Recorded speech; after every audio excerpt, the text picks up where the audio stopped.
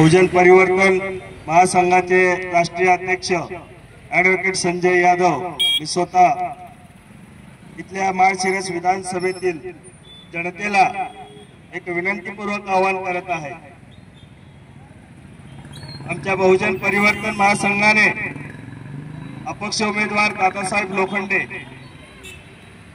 यांना पाठिंबा दिलेला आहे। पाठिंबा देण्या पुरस्कृत उमेदवार म्हणून त्यांना जाहीर केलेला आहे। दादासाहेब लोखंडेंना एक मागासवर्गीय समाजातील एससी समाजातील एक उमेदवार या रिंगणामध्ये उभा का केलेला आहे आणि का झालेला आहे या मागची कारण आहेत।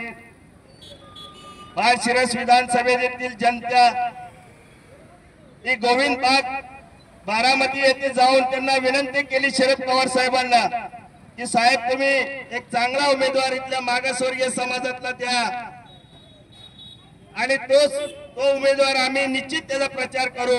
इथली जनता शरद पवार साहेबांच्या हिते गेली पण शरद पवार साहेबांनी त्यांचं एकही ऐकून घेतलं नाही आणि एक बोगस पद्धतीचा दाखला बनवून एक मागासवर्गीय मी आहे अशा पद्धतीचं एक शरद पवारांना सांगून त्यांनी हे तिकीट इथं हस्तगत केलेलं आहे।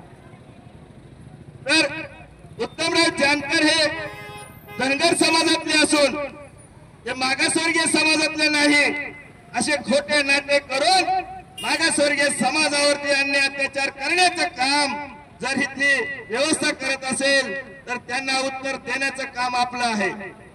त्यांना उत्तर देण्याचं काम आपलं आहे आणि असे कारखाने सुद्धा बंद पाडून आणि विकून जनतेचा पैसा लुटलेल्या लोकांना तुम्ही निवडून देणार आहात का?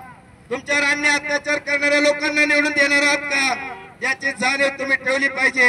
आणि या माळशिरस मध्ये अनेक मातंग समाजातल्या पोरांचा युवकांचा खून झालेला असताना सुद्धा उत्तमराव जानकर यांनी कधी एक स्टेटमेंट सुद्धा दिलेली नाहीये। वडार समाजाचे किती लोकांचा बळी गेलेला आहे याच्याबद्दल कधी उत्तमराव जानकर बोलले नाही, प्रशब्द सुद्धा काढलेला नाही। आणि एक पार्सल आणलेलं आहे माहितीनं, बीडचं पार्सल आणलेलं आहे राम सातपुते नावाचं, त्यांनी जसा का ठेका आणि इथला मक्तेदारीच घेतलेली आहे।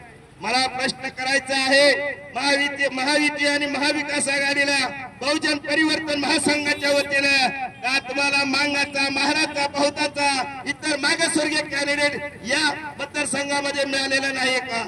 आणि तुमच्यापर्यंत येऊन सुद्धा तुमचा पाय धरून सुद्धा तुम्ही हा जर कॅन्डिडेट दिलेला असेल तर माळशिरसची जनता ही गप्प बसणार नाही, त्यांना खाली पाडल्याशिवाय गप्प बसणार नाही आणि दादासाहेब लोखंडे यांना विजय केल्याशिवाय गप्प बसणार नाही। एवढे बोलून मी माझे 2 शब्द पूर्ण करतो आणि एअर कंडिशन या पट्टावरती दादासाहेब लोखंडेच्या मतदान करावं इथल्या माळशिरसच्या जनतेला मी विनंती करीत आहे।